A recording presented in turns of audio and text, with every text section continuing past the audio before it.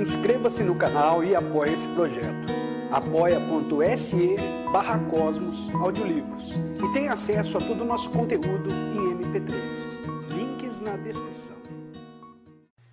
A partir do momento em que se tornou independente financeiramente, possuidor do próprio dinheiro, sofreu uma grande mudança. Uma série enorme de percepções lhe aflorou a consciência. Viu o quanto pactuou com atitudes erradas dos donos da fazenda, portanto, negando-lhes afeto e ajuda, coisa que jamais faria se fosse livre economicamente. Não somente isso aconteceu, mas começou a perceber erros em si mesmo, na sociedade, na economia, na política, passando a trabalhar para a mudança de tudo isso. Se tivesse continuado na situação de dependência econômica em que estava, jamais teria essa transformação psicológica.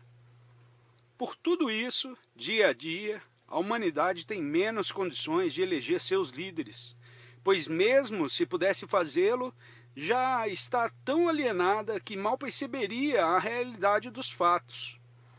Os poderosos transformaram o povo numa massa cega e desorientada. Outro aspecto muito importante, ligado à alienação em que o povo se encontra, é a lavagem cerebral a que ele é submetido desde que nasce. Por exemplo, a história que se ensina nas escolas não é a verdadeira. Isto é, os governantes e poderosos raramente aparecem como realmente foram, doentes e mal intencionados. A história foi sempre moldada por interesses do poder social e econômico. No entanto, o povo é ensinado a admirar os seus exploradores. De outro lado, a verdadeira arte, ciência, os indivíduos de valor e genialidade mal foram conhecidos e pouco se sabe a respeito das enormes injustiças a que foram submetidos. As universidades ensinam as profissões que irão servir a esse mesmo poder econômico.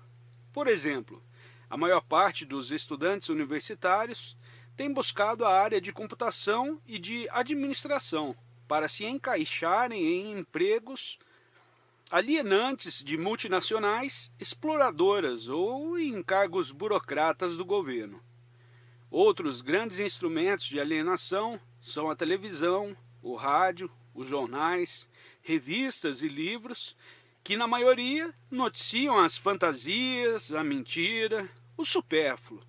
E sem nenhuma dúvida, isso tudo é planejado cuidadosamente por um grupo de especialistas e levar o povo a assumir, consumir, obedecer e pensar o que os donos do poder econômico querem.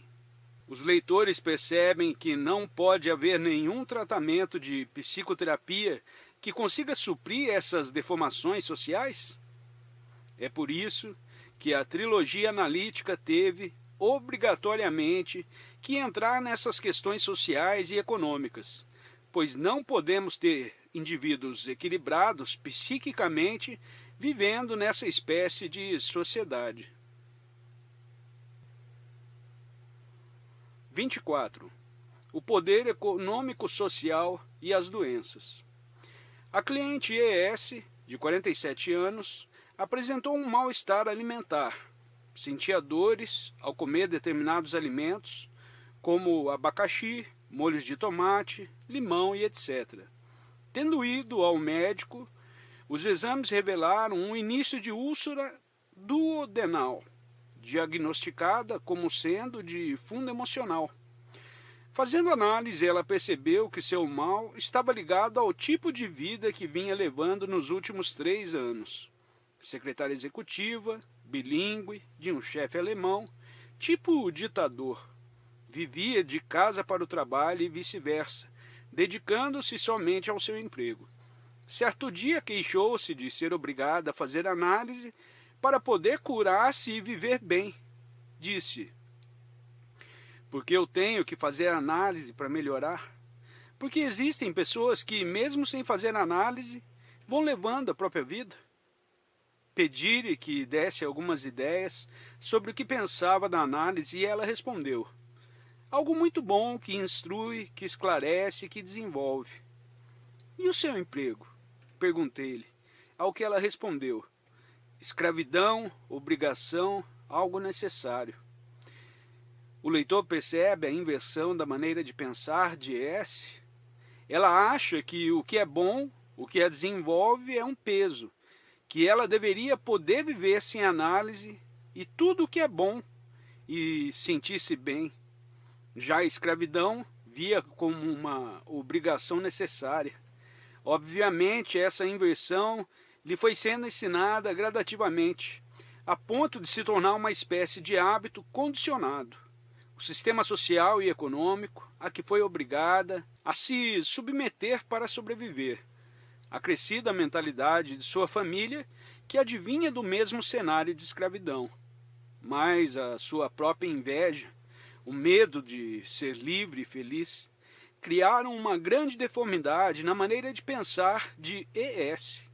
Sua cabeça pensa ao contrário, de acordo com o desejo dos poderosos do sistema econômico. Ser escravo é bom. Fazer o bem para si mesma é supérfluo e deve ser dispensado.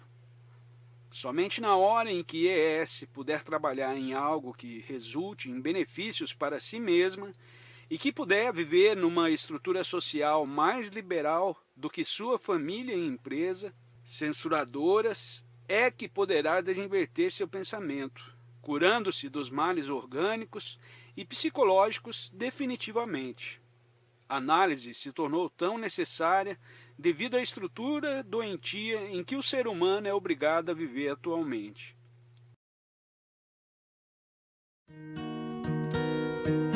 Inscreva-se no canal, dê o seu joinha, compartilhe e apoie esse projeto. apoia.se/Cosmos Audiolivros.